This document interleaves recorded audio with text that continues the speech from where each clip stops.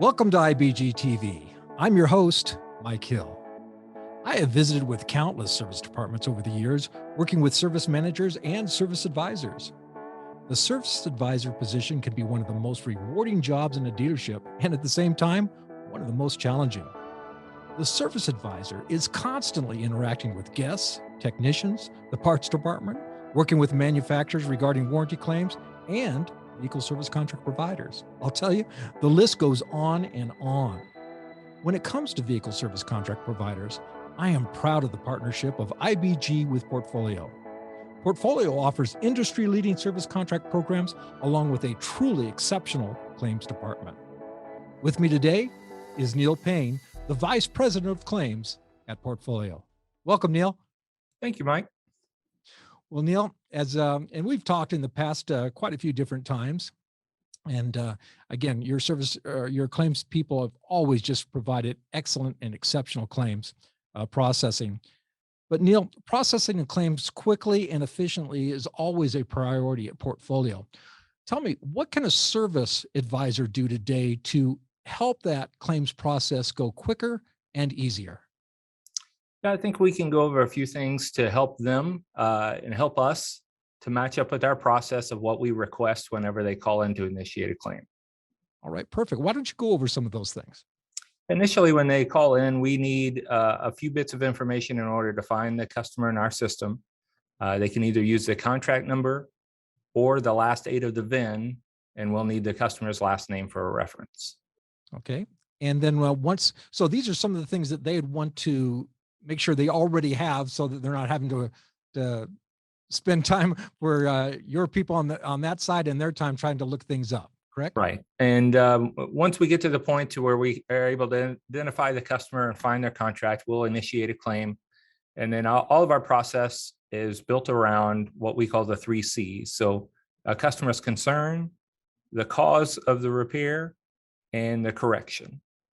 And really the basis of all claims for us is with the actual cause of failure of if they're asking for a part replacement, the basis of all claim is built around what component or part of that component failed to necessitate the replacement of the part. Okay. So you say there's the cause or the concern, right? Yes. Yeah. The concern is what the customer brought it in for and what they put on their RO whenever they brought it in, or what they discussed with the advisor whenever they brought the vehicle in. I see.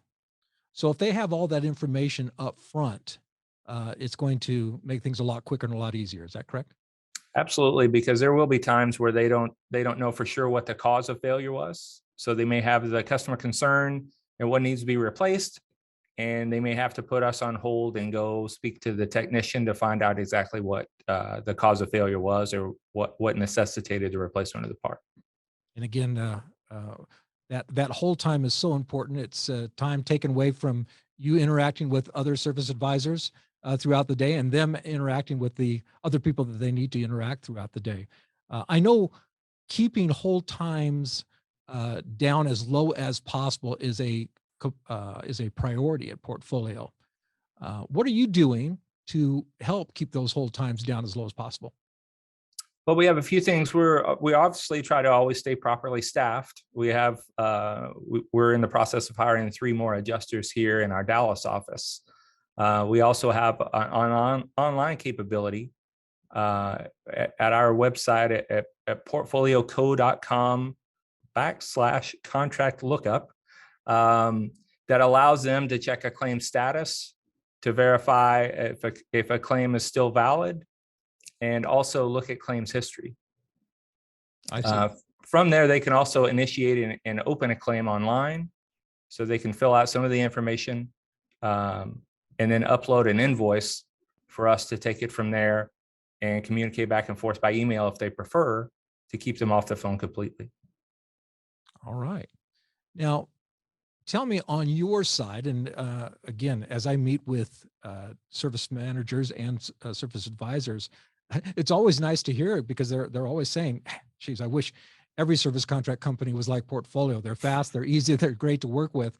But what are some of the things that you see that maybe a service advisor isn't doing right, or that we could maybe coach them on how the claims process can go a little bit better? Yeah, for every claim that we take, we go through a validation process where we need to have the part numbers uh, in the labor times, specific labor times, really broken down how much time they have in diagnosis, how much time do they have in the actual repair. We'll validate the labor rate, we'll validate their tax rate, but really having the part numbers when the advisor is calling for all the parts needed, as well as knowing whether it's a new, a reman, or an aftermarket part, helps speed the process along for everyone. I've heard, and it's usually with service advisors that maybe haven't been doing it for very long. A lot of times they'll say, "Oh, okay, Mike, I've got the approval. Oh, but then I found something else is wrong. What should I do?" I'm sure you hear that all the time. Yes, we often have that if they'll fix one problem, and then something else will come up, or their initial diagnosis may not be what it takes to fix a vehicle.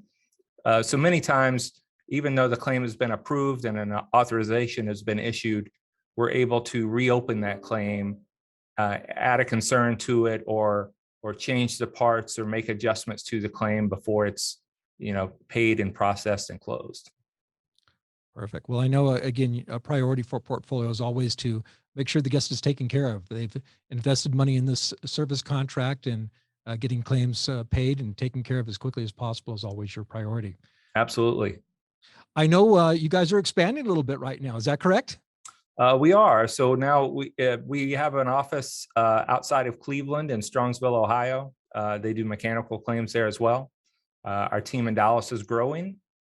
We now have 18 people in our office in Dallas, and most of our ancillary products traditionally have been handled in our office in California. Okay. So again, service department, or any kind of service, vehicle, mechanical, electronic, those type of things on a service contract, they'll go to the Dallas office initially. Initially, it will, and we'll start bringing in the team in Ohio to help us.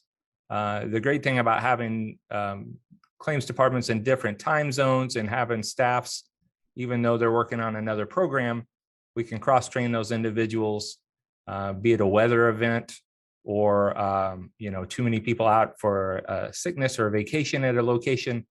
We have the ability to go in and adjust the incoming queues to make sure that we're staffed properly in all locations on a day-to-day basis.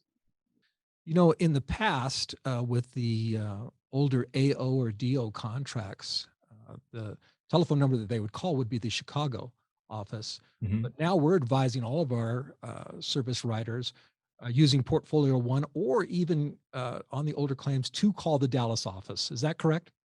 Yes, we have the ability. We're live in the system, the assurance system for all of our Horizon business. We have access to that through our legacy system, as well as access to their claims operating system. So we can initiate a claim, we can pick up where they left off, and we can make payments for those repairs through our office as well.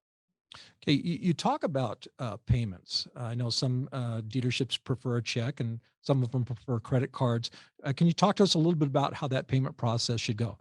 Yeah, so whenever we do, one of the benefits when we'll ask for information from the advisor of their email address, we're able to email them a confirmation when a claim is approved, and it also includes information on how to get paid. So it'll give them the email address here, so they can either fax or email a copy of the completed invoice to us, along with their preference on payment. So we can do checks, which we send out checks twice a week, or a credit card. And the credit cards are done daily, and it's a single-use card that's emailed back to the individual that submits it for payment. And we still do have some dealers that prefer the net remit process. But now we've moved to away from the old paper where you mail everything in, to a separate email address just for the net claims to go to. And we're able to put those on the dealer portal. As they remit their business, they can grab a credit for that on a claim that's already been adjusted, set up for the exact payment and the reimbursement back to the dealer, to prevent them from having overs and shortages on their remit. Oh, that's absolutely great information. Um, as we go forward, as we take a look at uh, down the road a little bit, Portfolio One obviously has been just a huge success. Most of our dealers are on Portfolio One. Some of them are still on the old AO or DO contracts. In final, is there any other things that you can think that you can pass on to our listeners, and especially specifically to service writers, that will help in claims process, or any of the, for instance, rental car provisions, substitute transportation, any of those type of things? Yeah, so you'll see an expansion of that on our as we go forward. We'll kind of relaunching some of our programs, and we're looking at some things that'll make it easier on the advisor and the dealership to give them more visibility directly into our system, so they can start and complete a claim from start to finish. And for a dealer owner and agent to be able to get more visibility on an ongoing claim in a live setting where they can take a look at it in our system, to give them viewing privileges to go in and look at claims and get answers to questions that they may have as they hear feedback from a customer or someone in their own service drive. Well, Neil, this is great information. In closing, again, thank you so much for taking time out of your, I know, very, very busy day to meet with us. We all are. We all are. And I hope as things come up, and or as we, you and I occasionally will talk, if we have some other things that we need to bring out, that you'll come back and join us again. I'd be glad to. Thanks for having me. Well, thank you for coming, Neil.